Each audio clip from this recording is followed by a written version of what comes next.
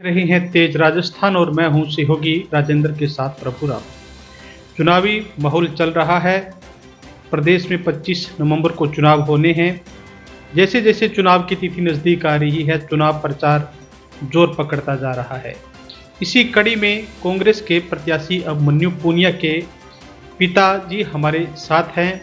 हम उनसे बातचीत करने की कोशिश करेंगे, किस तरह से उनका चुनाव प्रचार चल रहा है, उनसे जानकारी लेना चाहेंगे।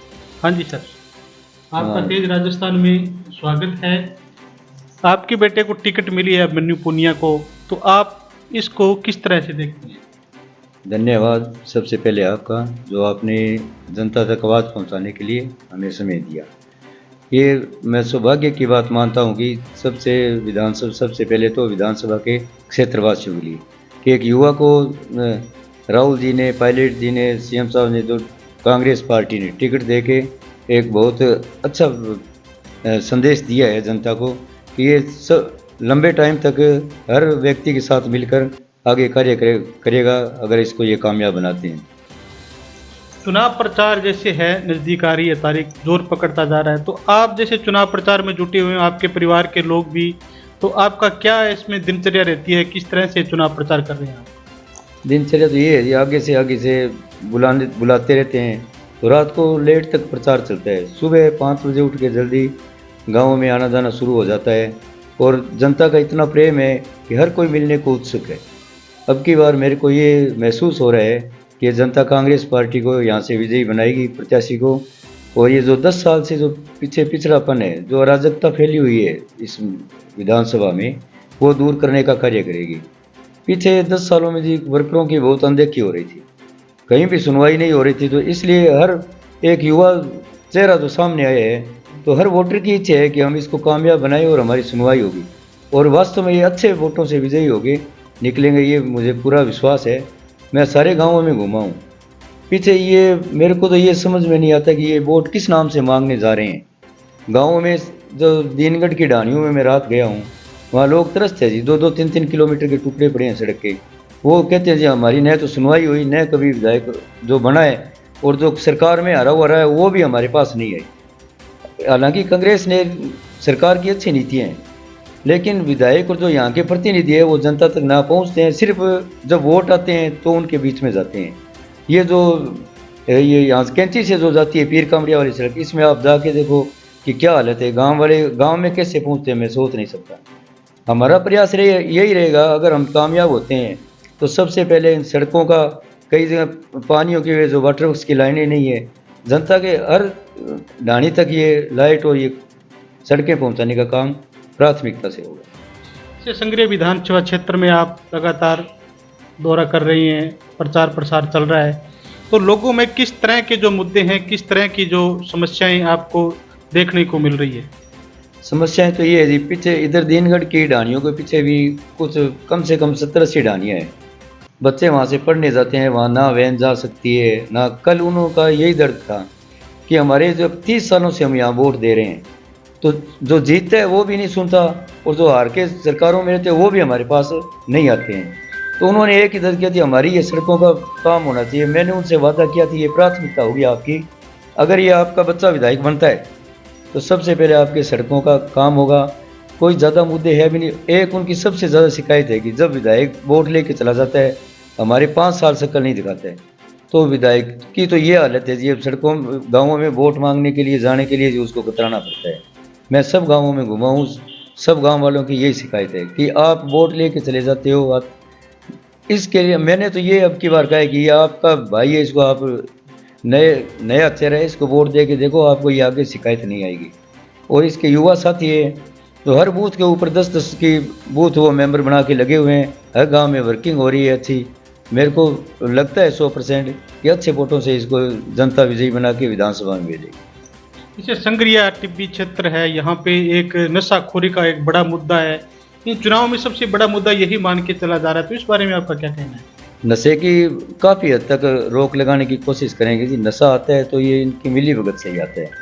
जब यहाँ पर प्रशासन में अगर कठोरता भी, पहले भी यहाँ पर सीआई साहब है तो उन्होंने अच्छी काम किया था ये नशे के विरुद्ध।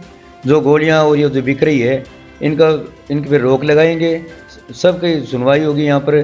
नशा कोई अच्छी बात नहीं है। युवा युवा जो बच्चे हैं, एक एक दो दो बच्चे होते हैं घरों में, उनके माँ बाप पर क्या गुजरती है अगर नशे से कोई हादसा हो जाता है। तो ये बहुत दर्दनाक विषय है जी, इसको दूर करेंगे।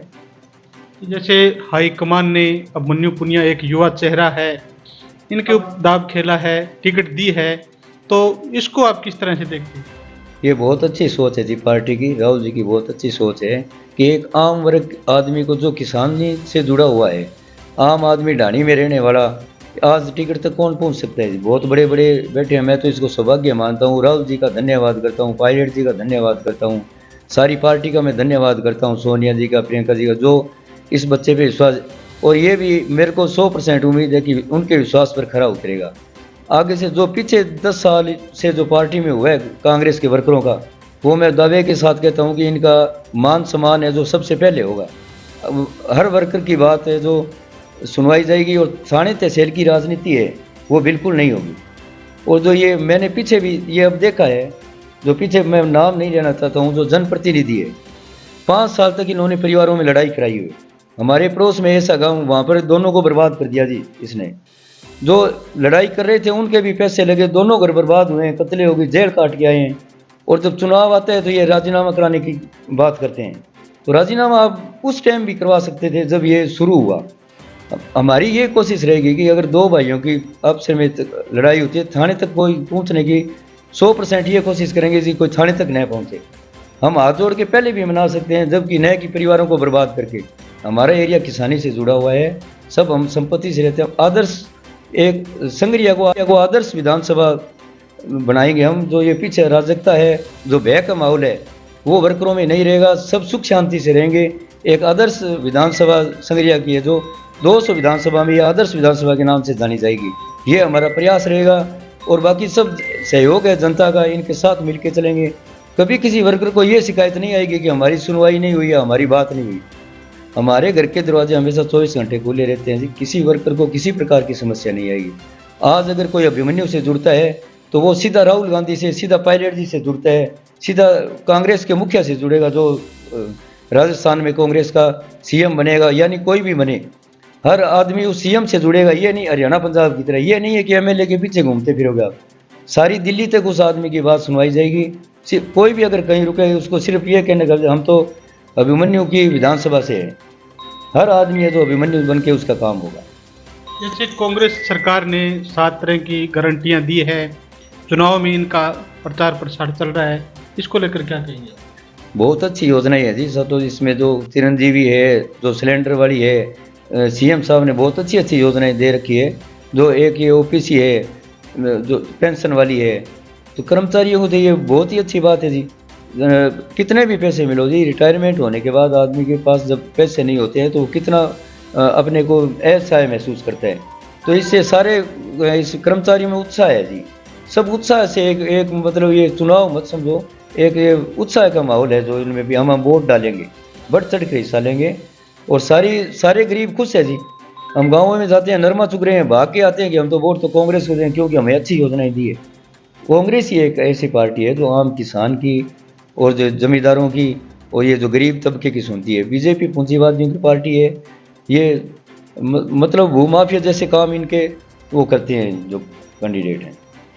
जैसे चुनाव प्रचार चल रहा है, तो मन्नू पुनिया का किस तरह से दिनचर्या रहती है, किस टाइम से वो काम अपना प्रचार का शुरू करते हैं, और आपकी मुलाकात उनसे होती रहती है कि चुनाव में पूरा व्यस्त कार्यक्रम चल रहा है इसके लिए? हमारी पहले चर्चा होती थी जब से टिकट लेने से पहले से, जब ये कि अब गाँवों में क्या क्या काम होगा, जब अपने को विधानसभा की टिकट मिल जाएगी तो आप किससे। इसका ये है जी कि मैं किसानी से जुड़ा हुआ हूँ। जो ये बाढ़ का क्षेत्र है, ये जो राइस बेल्ट है, यानी किसानों की बात आज तक हमारे 30 सालों में बहुत विधायक बने हैं। किसी ने अगर राइस बेल्ट की और इस बाढ़ के बारे में किसी ने सोचा है क्या? कभी आप बता दो कहीं, आप भी इंटरव्यू लेते रहते हो, किसी ने बात रखी है क्या?